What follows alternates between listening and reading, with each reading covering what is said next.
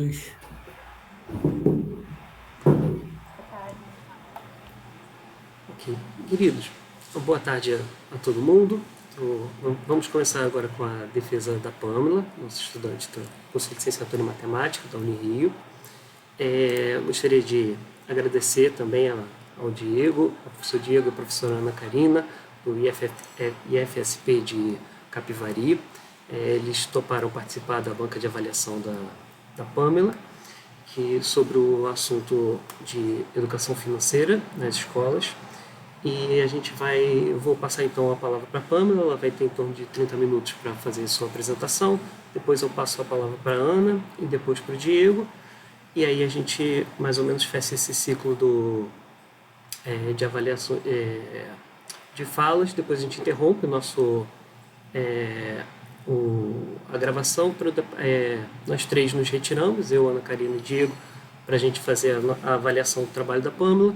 Depois, logo em seguida, a gente volta para essa sala e a gente dá o nosso parecer final, ok? Então, muito obrigado a todo mundo que pôde participar hoje. Eu vou passar então a palavra agora para a Pâmela. Fique à vontade, Pâmela. Obrigada, Marcelo. Estão me ouvindo bem? Sim? Obrigada, gente. Se não me ouvir, meu microfone é um pouco instável também. Boa tarde. Eu já vou compartilhando aqui minha tela para a gente iniciar. Deixa eu colocar aqui só um momento. Pronto. Em breve eu vou fazer os agradecimentos, mas desde já eu queria agradecer, como eu fiz no início, né, os professores Ana Karine e Diego, que aceitaram aqui compor essa banca. É muito importante para a gente, e Marcelo, ficamos muito felizes de poder contar com vocês aqui nessa troca. Eu acredito que o conhecimento se faz, né, de uma maneira dialógica, trocando, então eu fico bem ansiosa de ouvir os comentários, aquilo que vocês acharam do trabalho. Desde já gostaria de agradecer pela presença. Então, o tema do meu trabalho, né, é Educação Financeira sob a égide neoliberal, uma análise da ENEF do Programa Educação Financeira nas Escolas, que eu fiz com a orientação do professor Marcelo. E antes de falar um pouquinho do trabalho em si, eu queria explicar para vocês um pouquinho da minha trajetória recente. Eu acho que sempre ajuda a entender um pouquinho das motivações, né, do que se transformou esse trabalho. A licenciatura em matemática é minha segunda graduação. Eu me formei em Ciências Econômicas em 2017 pela UF. E foi uma formação da qual eu sou muito grata, assim, gostei muito do que tive, acho que contribuiu muito com meus referenciais, muitos deles dos quais eu uso nesse trabalho, das visões que eu tenho acerca do mundo, dos questionamentos, e eu sempre quis ser professora, então eu fiz economia pensando em ser professora do ensino superior. Essa era a minha perspectiva de vida, ao acabar o colégio, eu tive algumas dúvidas por qual carreira seguir, pensei na economia, falei, eu gosto de pesquisar, eu gosto de acho que gosto de dar aula, né? Nunca tinha tido oportunidade disso. Falei, então acho que eu vou seguir por aqui. Então minha intenção era fazer mestrado, doutorado e quem sabe ter o prazer de poder trabalhar numa instituição pública de ensino, ensinando economia. Só que da minha formação até iniciar aqui na Unirio, eu comecei a trabalhar numa empresa, né? Eu passei num processo seletivo de trainee e vi que realmente a empresa não era para mim, não era minha área, aquilo que eu me identificava, onde eu queria estar. Mas, ao mesmo tempo, eu comecei a dar aulas particulares. E aí, as aulas particulares eram para alunos do ensino médio, no colégio que eu atuo hoje. Eu não atuo como professora, eu sou assistente de coordenação pedagógica. Estou lá desde antes de começar aqui na Unirio. E lá foi assim, aquele choque, aquele estalo de não, é isso, é a educação básica que eu quero. Foi uma paixão que eu já tinha, porque eu sempre gostei de ajudar os colegas na época da minha escola, no estudei no Pedro II, a gente trocava bastante também nesse sentido. Então, eu decidi abandonar a economia, foi uma escolha muito difícil, né? Não sei se outra pessoa que já passou por uma mudança de carreira, você está com algo ali estável, com um emprego de certa forma garantido, uma formação e recomeçar tudo de novo foi um desafio. Mas, felizmente, em 2018, eu consegui entrar na Unirio. E, assim, acho que foi uma das escolhas mais acertadas. Se eu consigo ver muito da economia nesse trabalho, eu ainda vejo mais da licenciatura em matemática da Unirio. É um curso que eu acho que eu não poderia ter feito em outro lugar, a trajetória que eu tive com os professores, os questionamentos. Eu fico muito feliz de saber que esse é um trabalho que não foi feito só agora, nesse último período. Eu tive a oportunidade de discutir questões que estão aqui no trabalho ao longo de várias disciplinas, e às vezes em disciplinas de análise, de cálculo, não necessariamente voltada para o ensino da matemática, como a gente pensa, né? É muito bom ter tido a oportunidade de ter uma formação assim. Então, nesse sentido, sabendo que eu vim dessas formações, com esses questionamentos, eu comecei a me pensar, né, o que de fato eu ia escrever na monografia. E aí eu estava com uma nova formação, novos referenciais que estavam chegando, isso foi um impacto muito legal, porque tinha algumas questões que já me atravessavam, mas eu não sabia como isso era trabalhado na matemática ou na educação matemática em si. E foi aí que eu comecei a conhecer vários outros campos, na educação matemática crítica, algumas discussões sobre as tendências de ensino da matemática, mas tinha alguns velhos questionamentos que sempre me atravessavam, especialmente a estrutura desigual da sociedade que a gente vive, questões de justiça social que se impõem para mim enquanto professores, né? Acho que a educação não pode se esquivar desses debates que são tão importantes para a sociedade. E por isso eu coloquei uma imagem do Bansky, né, que é um artista que tem o teor bem crítico nas suas propostas, que é um grupo de pessoas sendo chicoteados, digamos assim, por uma seta de crescimento econômico. Então, ele reflete um pouco das minhas dúvidas, né, dos meus questionamentos de como essa sensação do imperativo econômico, do economicismo, dos ditames, do modo de produção que a gente está submetido, parecem controlar a tudo e a todos em todos os momentos. Então, com um pouco desses questionamentos e pensando na atualidade do tema, a gente começou a vislumbrar a educação financeira como uma possibilidade da gente se debruçar um pouquinho mais, até pelos decretos recentes, as atualizações, né? A nova ENEF, que é um dos documentos que a gente analisa, que é a Estratégia Nacional de Educação Financeira. Ela foi atualizada em 2020, durante a pandemia, e a nova fase do Programa de Educação Financeira nas escolas, ele foi também atualizado em agosto do ano passado, então eram questões que estavam assim, latentes na sociedade, a gente vendo um novo fôlego nessa empreitada de se educar financeiramente a população. E aí a gente define, então, que esse seria o tema. Então, o objetivo geral da pesquisa, acho que ajuda a entender um pouquinho quando a gente coloca assim, é compreender o debate em torno da educação financeira, com enfoque nas propostas de educação financeira voltadas para o ambiente escolar em curso no Brasil, para entender se elas promovem submissão ou autonomia dos educandos. Então, o que a gente fez foi colocar uma lupa sobre a educação financeira, entender qual era o debate em torno desse conceito, e depois fazer um recorte ainda maior de focar no ambiente escolar, né, que enquanto licenciando em matemática eu estava interessada em pensar a prática do professor no ensino dessa questão e problematizar se as estratégias que estavam em curso elas parecem dialogar mais com a submissão ou autonomia dos educandos. Para isso, a gente estruturou o nosso trabalho em 3 capítulos, além da introdução e conclusão. Eu vou tentar falar um pouquinho deles de maneira breve, porque os professores da banca já leram, né? Mas para quem está aqui também assistindo, talvez pela primeira vez, ter uma situada do que foi a nossa pesquisa. E então, no primeiro capítulo, a gente, para tentar alcançar aquele objetivo que eu apresentei anteriormente, a gente começa discutindo o conceito de educação financeira e depois tenta inserir a compreensão desse conceito nos marcos do capitalismo contemporâneo. Isso vem muito de uma conversa minha com o Marcelo, né, de como é importante a gente, ao lidar com o objeto, tentar entender como está sendo o entendimento desse objeto na academia e também não tratar ele de maneira crítica, tentar entender o que se quer dizer quando se fala em educação financeira, porque muitos dos trabalhos às vezes partem do princípio que isso é algo já dado e os conceitos eles são construídos socialmente, então a gente queria entender o que significa educar financeiramente, tanto de uma maneira mais geral, quanto das propostas que estão em curso no Brasil. Para isso, então, a gente fez as nossas definições de educação financeira, levando em conta, a gente justifica isso no trabalho, porque a gente faz a escolha da OCDE, do CONEF, do BCB, além dos trabalhos dos professores Silvio Paulo, Muniz e Jurkix. A primeira bloco que eu citei, a gente colocou como uma concepção de educação financeira mais mercadológica, e aí vem da OCDE, né, que é a Organização para a Cooperação de Desenvolvimento Econômico, do CONEF, que é a Comissão Nacional de Educação Financeira do país, nosso, do Brasil, e o BCD, que é o Banco Central do Brasil.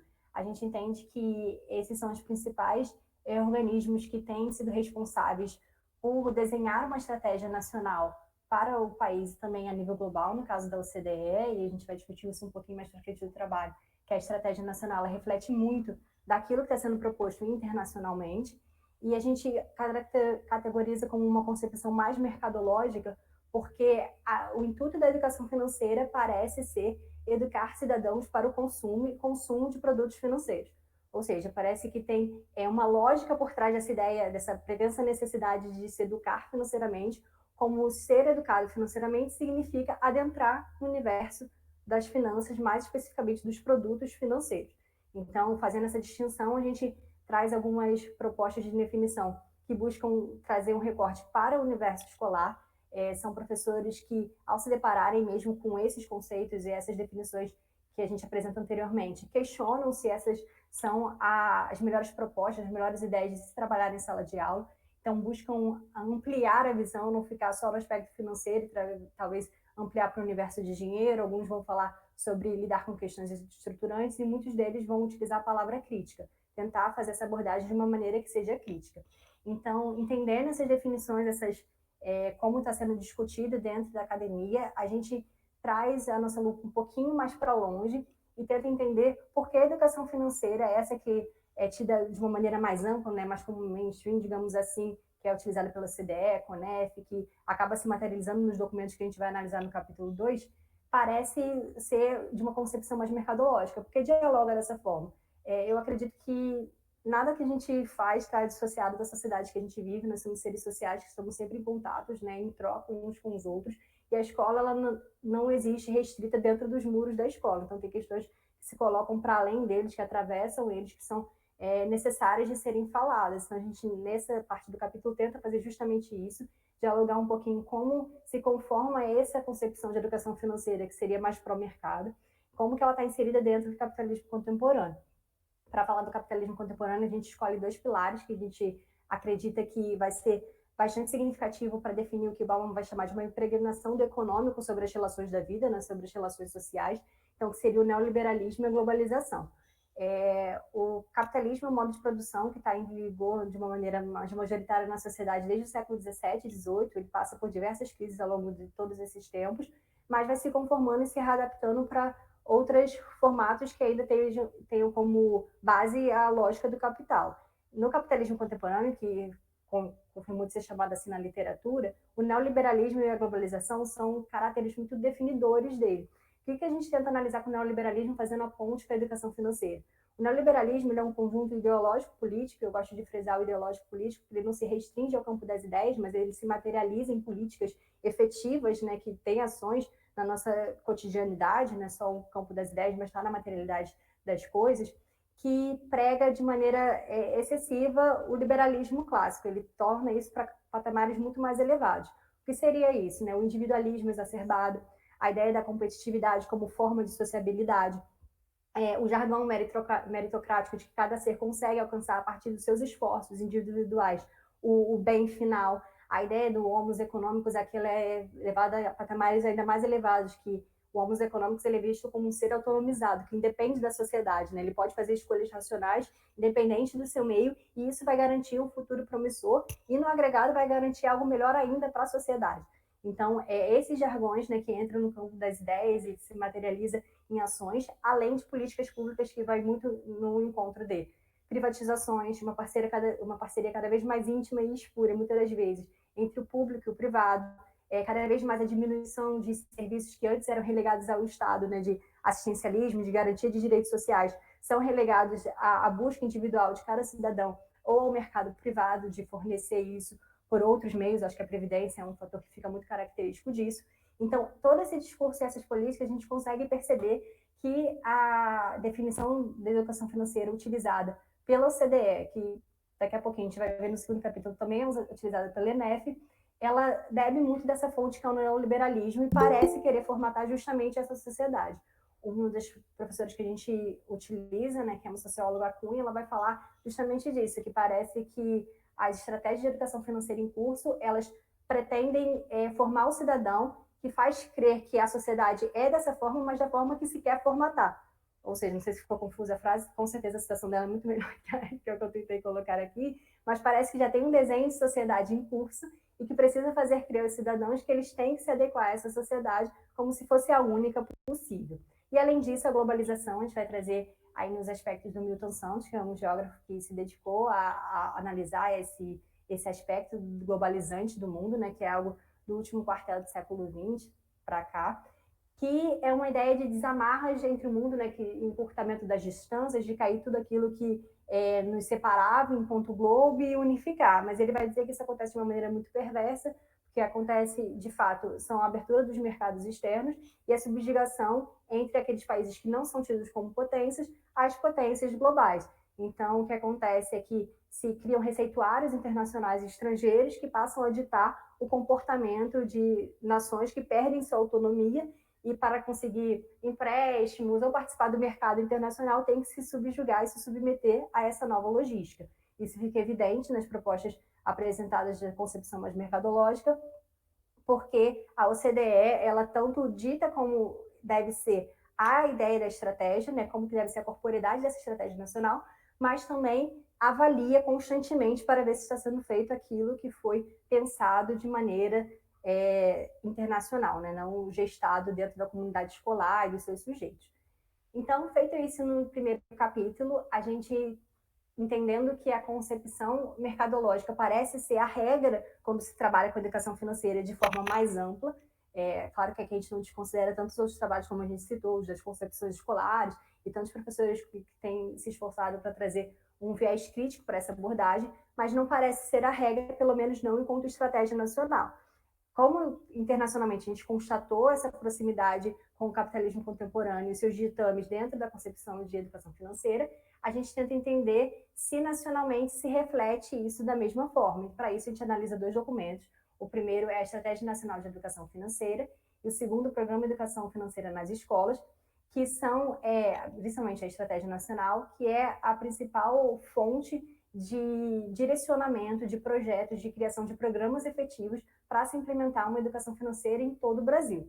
Então, nessa análise, a gente tenta fazer uma análise um pouco minuciosa, não só pegando o novo decreto agora de 2020, mas tentando entender a ENEF desde a sua gênese, e aí fica muito claro os elaboradores da ENEF, né, como isso é de fato gestado internacionalmente. Se a gente for pensar na formação dela, quem são os elaboradores, os responsáveis pela ENEF em si, a gente vai ter a CVM, que é a Comissão de Valores Imobiliários, e a gente vai ter o Banco Central, e por isso a gente utiliza também a definição dele de educação financeira. A gente vai ter a Superintendência Nacional de Previdência Complementar, de Previdência Privada, então vários órgãos que estão no mercado financeiro e que estão elaborando a ideia de como educar-se financeiramente a população. Isso poderia fazer sentido, talvez, se fosse só por marcos fora do ambiente escolar, e isso vai ficar claro na ENEF. Ele tem 2 programas setoriais, quer dizer, 2 programas transversais. Um que vai ser o Programa de Educação Financeira na Escola, que é o que a gente vai se detalhar, e outro que é para educar os adultos. Você não pode pensar, tudo bem, o mercado está, né, dialogando com adultos que vão poder escolher ou não trabalhar nesse mercado, mas não tem uma distinção para quem vai elaborar o Programa Nacional nas escolas. Na verdade, são os mesmos elaboradores que seguem esses mesmos pressupostos. Aqui eu coloquei uma parte do infográfico que está disponível no site Vida e Dinheiro, o nome do site que tem todas as informações sobre a ENEF é Vida e Dinheiro, e a finalidade que eles colocam da ENEF é justamente fortalecer a cidadania, disseminar a educação financeira e previdenciária, promover a tomada de decisões financeiras conscientes e autônomas e aumentar a eficiência e solidez do sistema financeiro. No trabalho, a gente tenta criticar um pouco essa ideia de cidadania, porque não fica claro nos documentos qual a cidadania que eles estão tentando dialogar, e como a gente fez o esforço no primeiro capítulo, né, os conceitos, eles precisam estar bem definidos, qual é essa cidadania que pretende se alcançar, e a partir dos discursos, o que a gente percebe é que é uma cidadania muito voltada para o consumo e para o investimento. Ser cidadão parece significar ser consumidor. Você passa a ser cidadão quando você consegue adentrar no mercado financeiro. Isso fica muito claro nos documentos da OCDE, que são reforçados aqui pela ENEF, que é preciso acabar com os excluídos financeiramente, assim que eles são chamados, que eles precisam ser inseridos nessa logística. E o Brito, que é um outro professor que a gente utiliza no trabalho também, ele vai trazer algo muito interessante quando tem esse movimento, esse esforço de fazer com que as pessoas se tornem consumidores dos produtos financeiros, eles ao mesmo tempo se tornam produtos dos bancos, porque entram na carteira de investimento. Então é um movimento que é contraditório, ao mesmo tempo que faz crer que parece ser necessário que a gente adquira e consuma esses produtos, a gente se torna um produto dos bancos e dessas grandes corporações dentro dos mercados de investimentos e de capitais. E, por fim, eu gostaria de destacar nesse slide a questão de aumentar a eficiência e solidez do sistema financeiro, que durante todo o documento da ENEF, a gente tenta destacar vários trechos no trabalho escrito, que mostram isso, que a preocupação final é com o mercado financeiro e que a garantia de que ele esteja estável, que ele esteja sólido, que ele seja robusto e cresça cada vez mais, que vai contra aquilo que a gente entende como uma educação plena, crítica, emancipatória, que permite os cidadãos pensarem por si e tomarem suas escolhas de maneira libertadora e autônoma. Então, analisada a ENEF, a gente passa para o Programa de Educação Financeira nas Escolas. Como eu falei, o programa ele é um programa transversal da ENEF, ele está contido na ENEF, então desde a sua gênese existe uma ideia de se educar financeiramente a partir da escola. Isso é muito justificado tanto pela OCDE quanto pelos representantes da elaboração da ENEF, que a escola ela tem um papel multiplicador.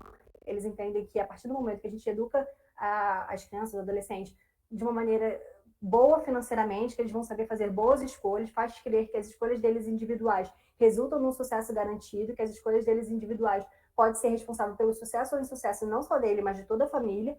E quando faz crer isso, eles atuam como um efeito multiplicador, levando esse conhecimento para casa e levando também para a rua e para onde quer que eles vão. Então, tem um cuidado muito grande com a educação financeira nas escolas, e tanto que esse programa começa justamente produzindo material didático. Vale falar que quem produz o material didático são parcerias com setores privados, especialmente com instituições como Unibanco, Santander, dentre CVM, a Bovespa e tantas outras do mercado financeiro, que produzem inicialmente um material didático voltado para os estudantes. O que vai acontecer com o novo programa que foi lançado em agosto do ano passado? Que se percebeu, e isso quem fala é o responsável pela CVM, a Comissão de Valores Mobiliários, acho que é a grande frente assim, da ANEF, né, que costuma ter mais voz e se posicionar nesses colóquios internacionais e nacionais sobre as decisões da estratégia nacional, fala que estava tendo um esforço de se educar financeiramente os alunos, mas os professores não se sentiam capacitados. Então, eles entendem que é preciso produzir cursos de formação, e aí a gente pode falar de formação, de formatação, de moldes dos professores, para que eles eduquem financeiramente. Então, o objetivo é que, em 3 anos, de forma gradativa, 500 mil professores sejam capacitados, e isso não só professores de matemática, podem ser professores de qualquer área. Eu acho que na própria BNCC, a educação financeira é tida como um tema transversal. Todos os professores são convidados, né, porque a educação financeira está para todos, ela é necessária para todos, esse é o discurso que se propaga. E, apesar dos professores não serem convidados para elaborar, eles são convidados a vestir a camisa para poder propagar e crer que eles mesmos precisam educar-se financeiramente, para então fazer com que os estudantes também entendam essa necessidade.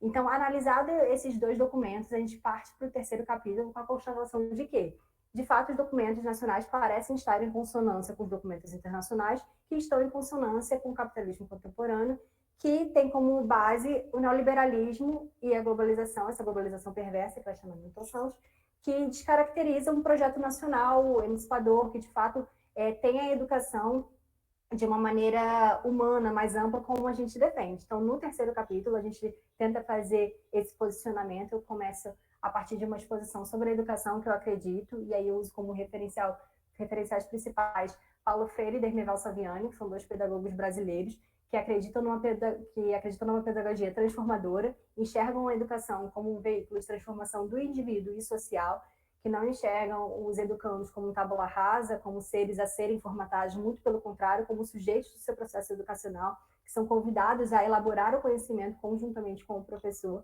Então, isso já se distancia muito das ideias que estavam em curso de educação financeira, principalmente porque se cria todo um jargão dicotômico entre bom e mau consumidor, querendo fazer crer que tem uma maneira certa de se consumir, fazendo os indivíduos crerem que eles precisam ser instruídos, porque autonomamente não conseguem ter essa tomada de decisão, mas sem tratar de assuntos que são primordiais. Isso eu também utilizo bastante o trabalho da professora Ana Karina, que está aqui na banca, né, tanto do livro que ela organiza como da sua tese, traz as questões que não se trabalha sobre questões que são estruturantes da sociedade. Se esquiva de falar sobre justiça social, se fala sobre poupar parte do salário, mas muitas das vezes esse salário não é suficiente nem para chegar no fim do mês e nem se discute a condição de salário, ou mesmo a condição de trabalho. A gente acabou de passar por uma pandemia, a gente tem níveis de endividamento gritantes e continua com um projeto de educação financeira completamente à parte disso. Ele foi lançado durante a pandemia, então poderia talvez dialogar com essas questões, mas parece que é pensado e gestado totalmente a parte da sociabilidade da vida material e real que está posta. Então, a gente traz esses questionamentos quando a gente vai falar um pouco dessa educação que a gente acredita, e aí a gente traz à luz sobre um debate que eu julgo muito interessante e indispensável para se trabalhar a matemática, porque aí, trazendo um pouco, né, para o nosso lado, enquanto professores de matemática, sobre o caráter neutro e isento de subjetividade que a matemática assume na modernidade. Os professores Olhos Mosa e Marcelo Borba, eles vão falar do termo ideologia da certeza, né, em educação matemática, justamente esse caráter que eu chamo de silenciador que a matemática tem, quando parece sintetizar e descrever muito bem todos os fenômenos e ser capaz de resolver todos os impasses e problemas. Então, se a gente já tem uma educação financeira que faz crer em uma única sociedade, como se essa fosse a única possível, e ainda coloca o filtro da matemática nela para ensinar, faz crer que se eu souber calcular os juros, isso é suficiente para que eu tenha uma vida digna e tranquila, e a gente observa que num país tão desigual como o nosso, com questões tão estruturantes, isso não é comprovado na prática. Então, a gente trabalha um pouquinho sobre essa questão da matemática e fala sobre a educação matemática crítica, que é uma educação, como eu estava citando um trabalho da professora Ana Karina, que não se isenta de falar da justiça social, de trazer questões políticas que são tão importantes e inerentes à educação. Então, a gente trabalha um pouco disso, a gente não chega a elaborar uma proposta alternativa nossa, mas aponta o livro que eu estou fazendo aqui menção, e tem alguns questionamentos já sobre esse caminho. Então, feito esse panorama geral do trabalho, já caminhando para o final aqui da apresentação, a gente conseguiu observar questões que a gente julga muito importantes, e a primeira delas é que esse discurso da educação financeira ser vista como algo indispensável, né, de fazer crer que não tem outra possibilidade, precisa saber educar-se financeiramente. Eu percebi nos últimos anos, né, uma proliferação gigante no YouTube de vídeos de conquiste seu primeiro milhão, se você economizar o cafezinho aqui, é capaz de ter sua casa própria. Então, assim, faz crer realmente que a única possibilidade é pelo mercado financeiro, de qualquer felicidade nessa vida, e que a gente precisa se educar a isso. Isso se assemelha muito com um argumento utilizado no início, né, da propagação do neoliberalismo enquanto política pública de maneira mais difundida, que é o argumento TINA, em inglês, que é there is no alternative, que é não há outra alternativa. É como essa sociedade é a única possível. Então, já que essa é a sociedade única possível, você tem que se adequar a essa sociedade, e como não, adquirindo produtos financeiros. A gente questiona um pouco dessas questões no trabalho. Além disso, algo que eu acho que eu frisei bastante aqui na apresentação, o afastamento entre quem elabora e quem executa as propostas em curso. Isso fica evidente ao longo de todos os textos que a gente pôde analisar, de como os professores eles estão à parte desse debate. É claro, gente, que a gente sabe que uma proposta nacional não necessariamente se materializa em sala de aula. A gente sabe que tem um distanciamento gigantesco, né, entre aquele ideário do que é uma política e o que de fato é a sala de aula com o professor e seus alunos. Tanto que tem tantos professores fazendo propostas super interessantes sobre isso, mas o que está em voga nacionalmente é um projeto que não dialoga com os sujeitos interessados nesse projeto. Os educandos e os professores parecem não serem convidados a pensar essas propostas. Além disso, algo que eu também já falei, que é os indivíduos não se enxergam como sujeitos sociais, e isso a gente traz bastante no terceiro capítulo, especialmente baseados nos professores que eu falei, o Saviani e o Freire, que uma educação que não coloca o educando como um sujeito social é uma educação que precisa ser questionada. A gente, seja professor de matemática, física, biologia, qualquer disciplina que seja, né, apesar de muitas das vezes não é algo que eu vivi na Unirio, sou muito grata por isso, mas em algumas formações faz parecer que a matemática não precisa dialogar sobre esses assuntos. Aí a matemática precisa o tempo todo falar sobre isso também, especialmente com esse caráter que ela ganha na modernidade de ser um saber tão assim admirável e necessário para tudo. Então, os indivíduos eles precisam serem enxergados como sujeitos sociais, e nas propostas em curso parece não acontecer. Além disso, a gente destacou bastante a crescente perda de autonomia nacional. Isso fica mais evidente no trabalho escrito, quando a gente traz à luz quem são os elaboradores dessas propostas e como o traço da OCDE é percebido em todo o documento nacional, né? Isso já começa quando eles utilizam a própria definição de educação financeira da OCDE, então é do que eles se apropriam, como eles entendem a educação financeira. Eles, eu quero dizer, os elaboradores da ENF, além de ser uma cidadania voltada especificamente para a formatação do capitalismo contemporâneo. É uma educação que vai dialogar com o consumismo e investimento. Desculpe, gente. Que vai dialogar com o consumismo e investimento e vai querer que todos se adequem a esse modo de vida como se não existisse outro. Ou seja, concretizando aquilo que vamos já falar, eu disse no início, a impregnação do econômico sobre todos os aspectos da vida. Tentando combater um pouco desse discurso de pretensa neutralidade, que afasta continuamente as questões estruturantes, as questões políticas, e que se afastam da educação que a gente acredita, a gente propõe no final pensar uma outra educação financeira e também uma outra educação de uma maneira mais ampla, que não esteja submetida aos imperativos do capital de uma maneira crítica, mas que se posicione contrário a ele e pense alternativas. Então, eu gostaria de terminar com uma citação, que é do Young, que está num trabalho, no artigo que eu utilizo, do Silvio Silva, que é numa revista que o tema foi justamente uma educação anti-neoliberal. E, assim, é um trabalho que requer esforço, né? Eu acho que nós que lidamos com a educação sabemos que a educação se faz na trincheira o tempo todo, tanto na área de pesquisa como na prática docente, trazer esses assuntos às vezes é muito desafiador, por isso sou muito grata pela formação que eu tive na Unirio, porque isso nunca foi um problema, muito pelo contrário, foi algo estimulado na gente. Então, a gente precisa, né, vestir a camisa, já que eles usam esse termo, e lutar por essa educação. Pelo menos esse é o encaminhamento que a gente faz no nosso trabalho. E acho que a citação, ela sumariza bastante daquilo que a gente enxerga como é esse processo. E diz assim: esse tipo de educação exige autonomia e ampla participação docente nos processos de construção das políticas educacionais. Exige o cumprimento da função social da escola. Exige uma escola, de fato, pública, gratuita e de qualidade. Exige investimentos, exige que o currículo de fato seja construído pelos sujeitos escolares, não por agentes externos à escola. Exige a ruptura de influências estrangeiras nos planos educacionais. Exige a desarticulação ou menor articulação da escola com o capital. Exige ação estatal, provendo a escola de recursos e melhores condições de trabalho do professor. Exige valorização desse profissional, incluindo melhorias em sua formação.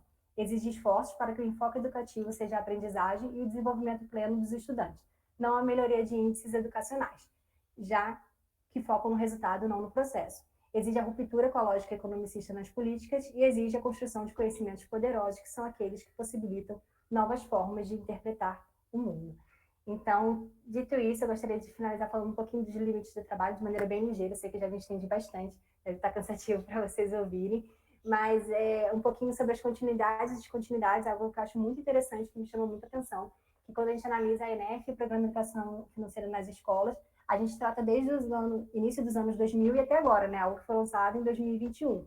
E, pelo menos, ao meu ver, a gente tem rupturas muito significativas de governo nesse processo. A gente está no início dos anos 2000 com um governo que é mais próximo à esquerda, que tem tendências políticas voltadas para a educação de um caráter um pouco diferente. A gente tem ampliação de bolsa na faculdade, entre outras questões. E a partir do golpe de 2016 e final agora, tem outras medidas associadas também à educação. Mas, ainda assim, as propostas voltadas para a educação financeira parecem, de certa forma, ter uma continuidade, porque não existem rupturas significativas, pelo menos não na estratégia como ela está posta. Isso eu acho que requer um olhar um pouco mais delicado, que foi algo que eu não fiz no trabalho, mas que talvez seja uma possibilidade aí para o futuro. E também, quem sabe, que essa era uma ideia minha do Marcelo inicialmente, né, de propor uma proposta autoral ou mesmo uma definição, mas faltou um pouquinho de pernas, né? É muito difícil fazer uma pesquisa, requer muito esforço em diversas frentes. E eu acabei tendo que fazer o TCC junto com outras 4 disciplinas, uma delas estágio, então, assim, foi um esforço grande, mas eu acho que são questões, até eu já passo para o penúltimo slide, de encaminhamentos que ficam aí para frente. Eu sinto a necessidade de continuar falando sobre essas coisas, é um desejo meu seguir no mestrado, vou tentar agora o mestrado em educação, no momento não em educação matemática, mas sempre em diálogo com essa área onde eu me encontro como professora, e acredito que tem muito mais coisa para a gente observar a partir desse estudo. Vou fazer agradecimentos bem rapidinho, que eu acho que é importante, né? Ninguém chega em nenhum lugar sozinho, eu tenho uma dimensão muito coletiva de saber, eu acho que se eu estou aqui, isso é fruto de muita troca, de muita gente. Eu gostaria de inicialmente agradecer a banca, as professoras Ana Karina e Diego. Não tive a oportunidade de tê-las como meus professores, mas admiro as pessoas que são, os trabalhos que eu já tive a oportunidade de ler. Ficamos muito felizes quando tiveram aceito o convite. Estava com receio, que eu falei, tá muito perto, eles vão ter que ler no trabalho, assim, né? Mas que bom que deu tempo, que deu para vocês estar aqui. Estou ávida para ouvir os comentários, as críticas e as contribuições. Agradecer ao professor Marcelo, que foi meu orientador. Esse já é o contrário, já foi meu professor diversas vezes, acho que ele já até cansou ao longo da graduação. Pude fazer diversas disciplinas com o Marcelo, e eu acho que tem muito dele nesse trabalho, muito das trocas que a gente teve. Eu agradeço a parceria que a gente teve ao longo desses anos. Gostaria muito de agradecer minha família, que, assim, nunca se esquivaram de me apoiar quando eu decidi trocar da área que eu estava, da minha formação, tudo. Falaram, vai lá, a gente está aqui. É uma alegria muito grande. É engraçado, né? Quando a gente vai falar, assim, vai vendo a emoção. Tá, então sou muito grata por tudo que eles trocaram comigo, por me enxergarem como capaz de fazer todas essas coisas. Eu estou aqui também, que tem eles nesse percurso. Eu vou agradecer ao professor Clever, que está aqui aparecendo para mim, que, nossa, eu falo isso para ele, porque sempre eu tive a oportunidade de fazer estágio com ele. Minha formação tem muito do que ele me ensinou na sua prática docente, às vezes sem falar, mas olhando ali ele. E, por fim, gostaria de agradecer aos professores e colegas da Unirio. Sou muito, muito, muito grata à formação que eu tive. Se foi muito difícil conciliar isso com o trabalho, às vezes eu chegava meia-noite e meia, quando estava no presencial, e saía 5 horas da manhã para trabalhar o dia todo. Então, assim, era um pique bem cansativo, mas vocês tornaram isso muito mais fácil, os professores, com a sua empatia, com a sua troca, os colegas, com tudo que a gente pôde aprender juntos, assim. Muito obrigada, gente. Obrigado, Pamela, pela apresentação, por essas palavras no final. A gente, enfim, deixa eu esperar um pouco. Pessoal, então vou passar aqui a palavra para Ana Karina primeiro, e aí depois da professora Ana Karina, depois eu passo para o Diego. Ana Karina, fica à vontade.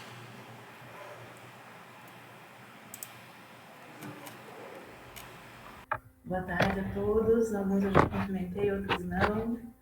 Quero começar agradecendo mais uma vez, foi um grande prazer participar, ler esse trabalho maravilhoso, muito bem feito, muito bem escrito. Quero parabenizar inicialmente a Pamela e ao Marcelo, né? Parabéns, que trabalho, que prazer que foi ler esse trabalho, muito obrigada. Eu estranhei, assim, né, por conta que a gente lê muito trabalho de aluno e é difícil encontrar, né, essa linguagem melhor, mais sofisticada, né, por conta da falta de experiência mesmo, né.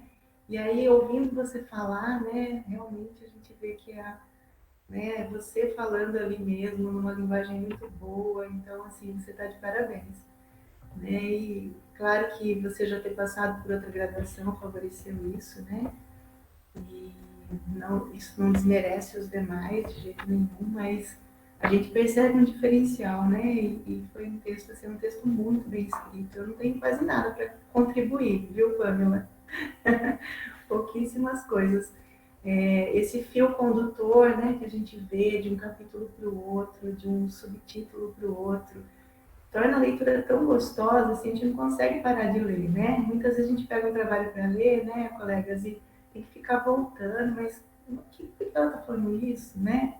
E não foi necessário em nenhum momento no seu trabalho, né? Tudo foi muito bem construído, articulado, né? A gente vê um fio condutor bem claro ali.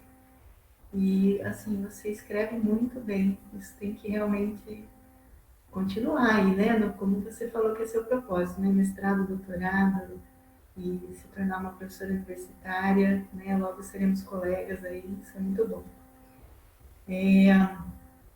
Bom, eu vou começar pelo que você falou da apresentação, depois eu volto para as minhas anotações. Aquela imagem que você colocou me lembrou muito o prefácio do Oli, né? O cara com a seta lá, né? Do Homos Econômicos, né? Acabando, sufocando, né? Oprimindo. Então me lembrou muito o prefácio do Oli no meu livro, que aliás é uma coisa que eu tenho assim muita alegria de ter tido, né? Sou muito fã do Oli. Eu acho que o incômodo, né, que você parece ter sentido, né, eu identifico plenamente, né, esse incômodo. Né, eu saí do mestrado já dando aula de matemática financeira numa faculdade particular de Campinas, assim, top, né, elite. E aí você vê aqueles discursos, você ouve, né, quer dizer, aqueles discursos e você fala, meu Deus, o meu papel não é esse, não é isso que eu sonhei em ser professora, né? Como que eu, como que eu consigo, né, fazer aquele papel que você colocou no final, né, de resistência, é possível sim, como você falou, né, a insubordinação criativa, eu gosto muito da Beatriz D'Ambrosio, né, ela fala sobre a insubordinação criativa do professor, eu gosto muito de ler essas coisas que ela escreve, e eu me identifico ali, né, então essa é uma primeira sugestão de leitura para você. Eu acho que trabalhar com educação financeira exige mesmo, né, essa insubordinação, porque essa força é forte, né, ela vem de cima esmagando a gente, né, mas é como você falou, quem faz acontecer ali na sala de aula somos nós, né, e aí como nós vamos fazer, né, por isso que é tão importante, e eu me debrucei sobre isso, né, trabalhar com a formação do professor também, né, esse professor precisa, antes de tudo, viver essa experiência, né? Ser convidado a pensar sobre tudo isso. E isso é o que está na minha veia desde o mestrado, né? A formação do professor mesmo. E Que legal ver que as ideias que a gente trouxe ali no livro, né, você, nossa, absorveu por inteiro, assim, eu fico muito feliz, né, porque esse livro, ele é um esforço coletivo meu e dos colegas do IFSP e outros colegas do doutorado, de falar assim, tá bom, a gente já sabe tudo isso, a gente está aqui discutindo, mas como que a gente faz na prática, né? Porque e agora, né? Como é que faz então, né?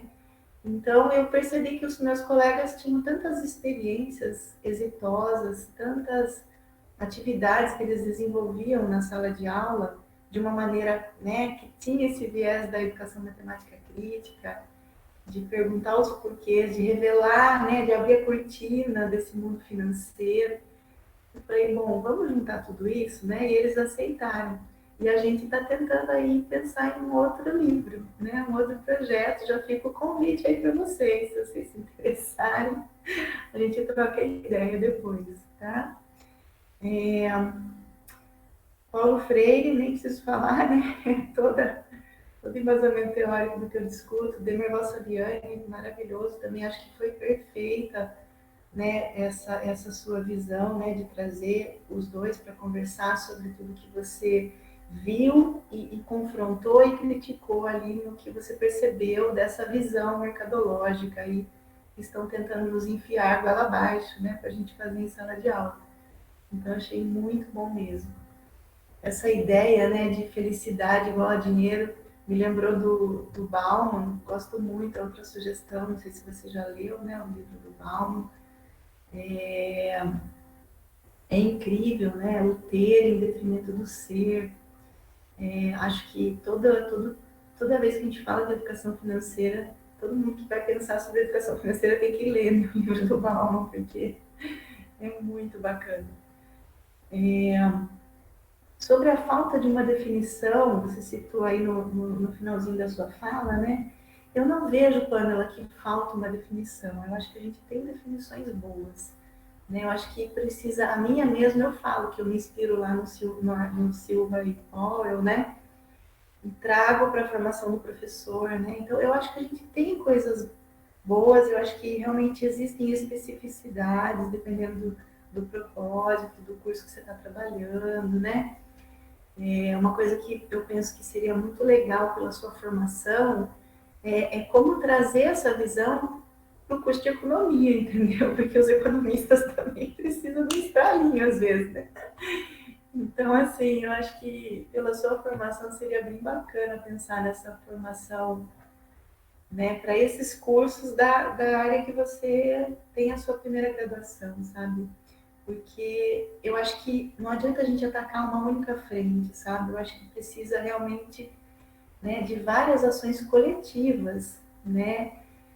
Como educadores matemáticos, né? Precisamos de várias ações que ataquem outros âmbitos também, outros terrenos, né? Nessa estrutura curricular tão compartimentada que a gente tem, né?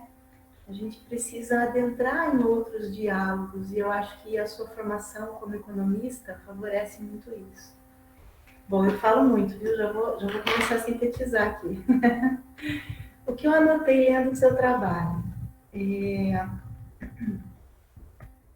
Fundamental, acho que essa denúncia da perversa responsabilização exclusiva dos sujeitos, acho que você viu muito isso na minha tese, você cita, né? A culpa é toda sua. Se você está endividado, você que é gastão. Você que não sabe usar o dinheiro, é tudo culpa sua, né? Como se todo mundo financeiro, o sistema político e econômico não tivesse nada a ver com isso, né? Então, assim, é fantástico. Eu acho que essa denúncia tem que estar em todos os artigos que a gente for publicar, sabe? É isso mesmo. A gente vê muitos casos, né? Pessoas aí se matando. É muito triste, né? De ver essa onda de endividamento, de eu não sou nada porque eu não tenho dinheiro, de que o meu dinheiro não dá até o final do mês, a culpa é minha, eu sou incompetente. Não, né? Então é assim, a gente vê essa pressão esmagadora, né? E o papel da gente em trazer essa leitura, né? O papel social que nós temos, né? Bom, em relação aos seus objetivos, eu considero assim que você tem três coisas principais, né? Investigar conceitos e definições plenamente cumprido. Analisar as propostas da INEF e do Programa de Educação Financeira nas escolas, plenamente cumprido, no meu ponto de vista. Mas você termina falando que com a intenção, né, de perceber a intenção de educar financeiramente os estudantes. Eu não acho, Pamela, acho que essa é a única colocação que eu tenho, a única. Eu não acho que você queria perceber, eu acho que você já tinha percebido. Eu não acho que você queria entender se valoriza a autonomia ou insubordinação. Eu acho que já estava muito claro para você que valoriza a insubordinação, né? Então, assim, eu acho que é uma questão só e não tem nenhum problema nisso, nenhum, né? Veja a sua trajetória, você é uma economista, você tem as suas leituras, você percebeu isso. Não existe nenhum problema em você falar dos indícios de que forçam uma insubordinação, e né, essa perpetuação do neoliberalismo, né, dessas ideias neoliberais. Não há nenhum problema em você falar que percebeu isso e que o seu trabalho visa, então, vamos dizer assim, investigar se é isso mesmo, né? E trazer elementos que mostrem que é isso de fato, né? Com vistas a contribuir. Porque você dizer que queria investigar isso, para mim ficou assim, meu Deus, mas ela está falando isso desde o começo, né? Mas assim, só também uma percepção, né? De repente começou assim mesmo e o trabalho é que está mostrando que sempre foi assim, né? Então é só uma percepção aí minha. A única coisa que eu falei, poxa, né? Mas ela já sabia. Na página 29, isso fica bem claro, inclusive. Até anotei aqui. Deixa eu ver se eu acho. Eu fui sublinhando tudo aqui. 29 do arquivo digital, eu acho. Na página 29, no item A estrutura, né, 2.1.2. Considero que o recorte de algumas informações poderão dar mais base a esta suposição. Então, quer dizer, você já tinha essa suposição desde o início, né? E aí, conforme você explica ali, para mim fica bem claro, assim, que você estava procurando de fato, né, elementos que suportassem essa suposição que você já tinha inicialmente, tá? Então, assim, só uma percepção mesmo. Não estou dizendo que você tem que mudar, tá? Não, de jeito nenhum. Estou dizendo assim, olha, foi a minha percepção. Aí você conversa com o Marcelo aí e vocês decidem. Mas do jeito que vocês fizerem, para mim tá ótimo. Eu só realmente estranhei esse... Sabe quando parece assim, que... eu vou falar que eu vou fazer, mas eu já fiz, sabe? Mas, enfim, não diminui em nada a qualidade do que foi feito. Em nada mesmo.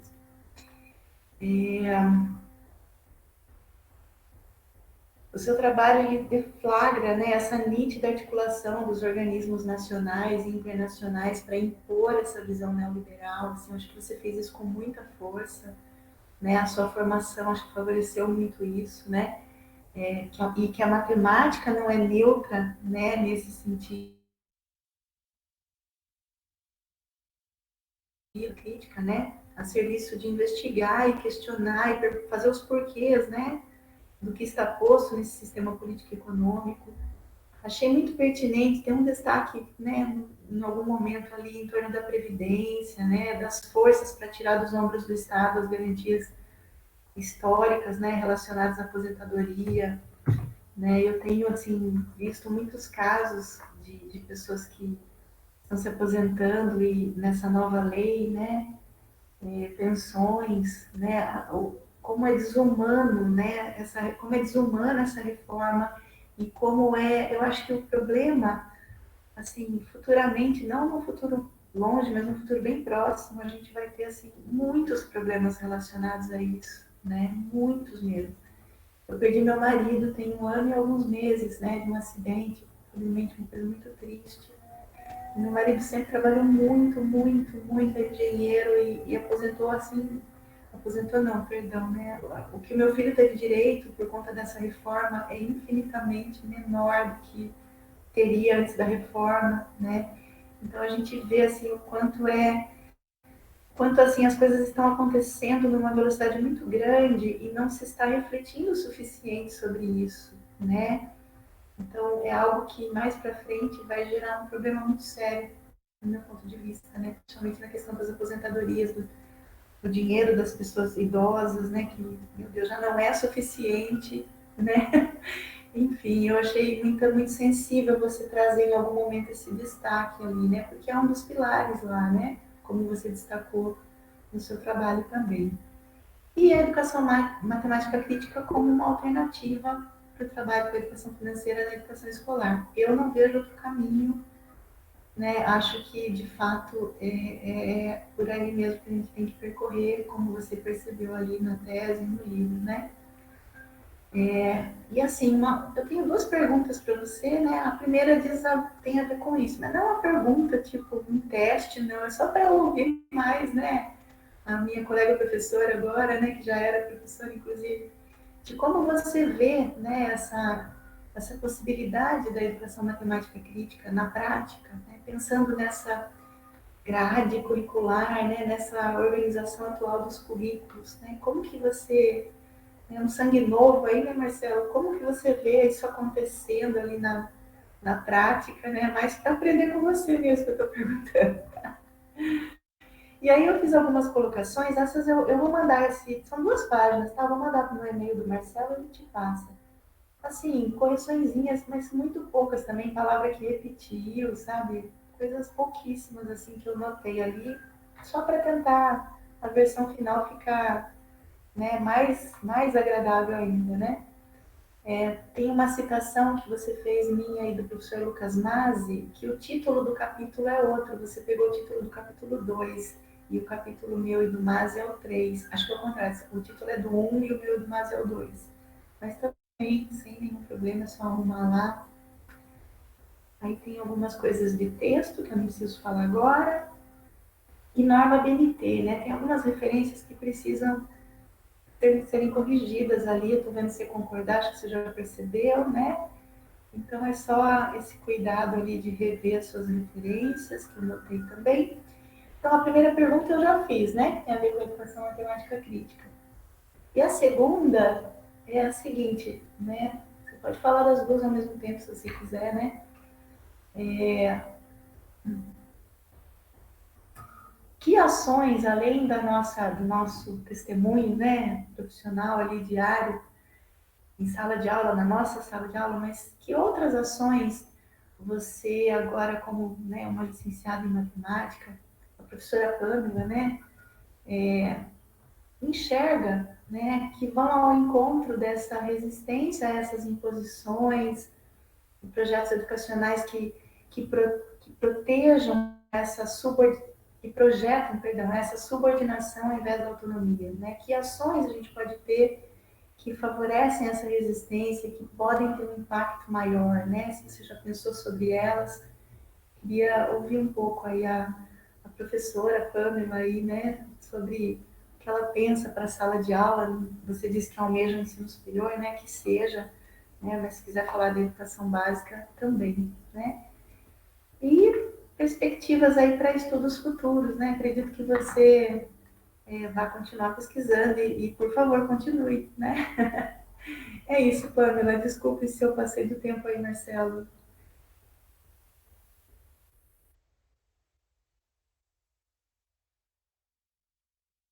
Tá, a gente faz assim? Posso responder depois que o professor Diego fala? Primeiro eu quero agradecer as excelentes contribuições, eu não tenho muito aqui. Quando você fala que não vai contribuir muito, acho que é até injusto, né? Tanta bibliografia que tem lá sua já no trabalho, a contribuição não poderia ter sido maior. Sim, muito do que você escreveu com seus colegas está ali refletido no trabalho, tanto explicitamente quanto nas ideias que não se materializaram ali, mas eu ando pensando e refletindo sobre, então agradeço muito. Novamente reforço que é uma alegria muito grande estar aqui com você na minha banca. Eu já tinha até anotado algo, não só sobre a pergunta especificamente, mas quando você estava falando, algo que me chamou muita atenção, você falou da questão de ações coletivas, que a gente não pode atacar só uma frente, né, a minha formação de economia, que poderia talvez pensar em questões nessa área. Eu penso muito nisso quando você fez a segunda pergunta, de além da nossa prática docente, onde a gente poderia atuar. Eu acredito que nós, enquanto professores, não podemos estar desvencilhados, né, de uma questão horizontal entre os professores mesmo, que é algo que a gente dialoga muito nos estágios lá na Unirio, sobre como essa parceria docente é importante e, infelizmente, às vezes a atuação do professor é muito solitária, né, na condição. Eu acho que aquela citação traz um pouco isso no fim, de como, às vezes, a falta de dignidade do trabalho do professor faz com que ele tenha que atuar em diversas escolas, não consiga ter tempo para pensar. Então, assim, quem dirá elaborar algo um pouco diferente de replicar um currículo que já está ali pré-formulado, né? Então, eu acho que a luta não pode se desvencilhar dessa coletividade, a gente se enxergar enquanto uma comunidade de professores, né, enquanto trabalhadores mesmo, que tem que ter os seus direitos enquanto profissionais reconhecidos e reivindicar uma melhoria na condição de trabalho da categoria, para que tenha mais tempo, tanto na educação básica quanto na educação superior, que felizmente isso das instituições públicas já é uma conquista, né, de ter esse tempo para se dedicar nesse tripé, que eu acho que você estava até falando no início, né, professora, a oportunidade de estar fazendo isso tudo junto, a extensão, a pesquisa e a docência, como isso seria rico se a gente tivesse isso posto para todos os professores, né, e professoras que estão aí trabalhando. Além disso, eu acho que é muito interessante que haja uma aproximação, isso eu acho que já responde um pouquinho da primeira, de como é a possibilidade que a EMC, né, a matemática crítica, ela se materialize na prática, que haja uma aproximação da educação básica com o ensino superior. Acho que ainda existe, é uma luta que a gente tem tentado, né, eu vejo muito isso na formação que tive, mas existe ainda um gap daquilo que está sendo discutido na academia e daquilo que de fato está acontecendo nas salas de aula Brasil afora. Tem muitos professores que atuam na educação básica, eu acho que pode ter ficado um pouco turvo minha fala no início, professora, mas eu quero trabalhar na educação básica, eu quero seguir o mestrado, doutorado, mas quero voltar para a educação básica, me apaixonei por aqui.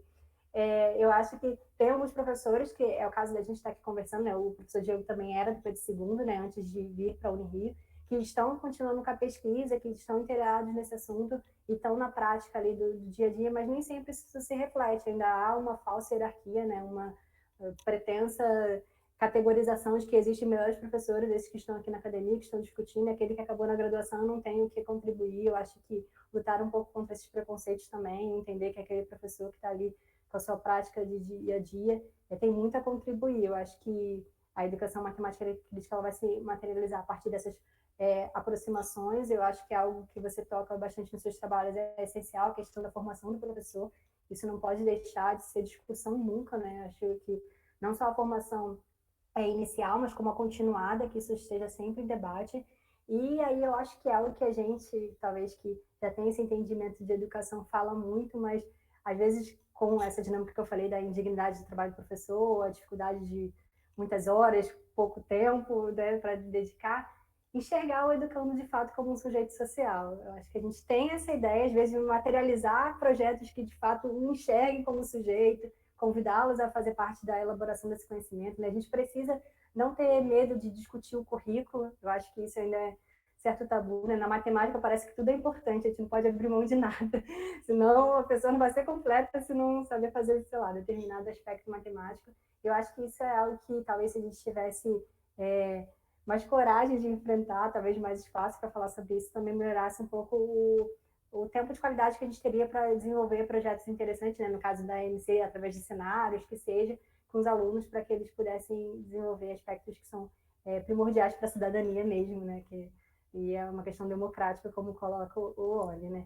Só para, acho que respondi um pouco, não tenho, eu estou sempre aprendendo, acho que eu aprendo muito com vocês, né? Mas essa outra questão da questão de ir ao encontro da subordinação, que ações a gente pode tomar, além dessa, eu acho, de realmente de pensar uma coletividade enquanto professores, e infelizmente eu trabalho numa instituição privada, e eu vejo muito isso, da questão da desarticulação do professor, sabe? É uma atuação, às vezes, que é muito solitária, ainda que tenha boas ideias, e as ideias, elas ficam muito localizadas. Tipo, tive um super projeto, desenvolvi aqui, mas não tem incentivo para que faça no próximo ano, então talvez construir redes de professores, né, que se troquem experiências, que falem sobre isso. Você mesmo falou, né, que quando começou a conversar com os colegas, pô, você já está fazendo isso aqui, você está fazendo isso aqui. Enriquece muito, né? Eu acho que o trabalho do Dagman também, que vai ser na quinta-feira, já estou dando spoiler do seu trabalho, Dagman, que fala dessa dimensão coletiva, né? A gente fez a matéria de monografia junto, então, que fala dessa dimensão coletiva, como isso enriquece o fazer docente. Mas, para além disso, eu acho que nós somos seres políticos que estamos em sociedade, a gente não pode se esquivar de tratar de outros assuntos que não a educação. Se não está desvencilhado, existe um esforço muito grande em certos grupos matemáticos de tentar fazer parecer que isso são outras questões que não nos atravessam, mas se está tendo um surto pandêmico, eu preciso estar inteirado sobre isso, preciso atuar, estar preocupado, né? A gente teve até uma discussão sobre isso, eu e o Marcelo no início, que a gente estava, né, iniciando uma disciplina, aí teve a suspensão por conta da pandemia, aí eu fiquei num choque mental, falando assim, mas como eu vou continuar estudando se ninguém está estudando? Não faz sentido a gente vai estudar agora. Então, assim, eu acho que a gente precisa ter essa preocupação, né, com um todo, né, porque eu tive o privilégio de estudar numa universidade pública, gratuita e de qualidade, que eu vou desconsiderar aqueles que estão atravessando por outros momentos educacionais. A gente precisa se engajar politicamente, precisa estar ciente desse endividamento que é crescente, porque isso vai trazer acessibilidade para a sala de aula, né? Eu não vou trazer uma questão que trabalha com um campo ideal, dizendo que, olha, que essa família, uma família que nem existe, né? Pai, mãe, filho, todo mundo feliz, sendo que a gente sabe que várias famílias aí são criadas com mãe solo, etc. Mas criando um cenário ideal de família, falando, olha, se o salário for juntado, então, o que é melhor, parcelar ou a prazo, sem destrinchar o que é a sociedade brasileira atual. Então, assim, acho que se a gente se engajar politicamente nessas questões, a gente também vai contribuir muito mais para a formação dos nossos alunos.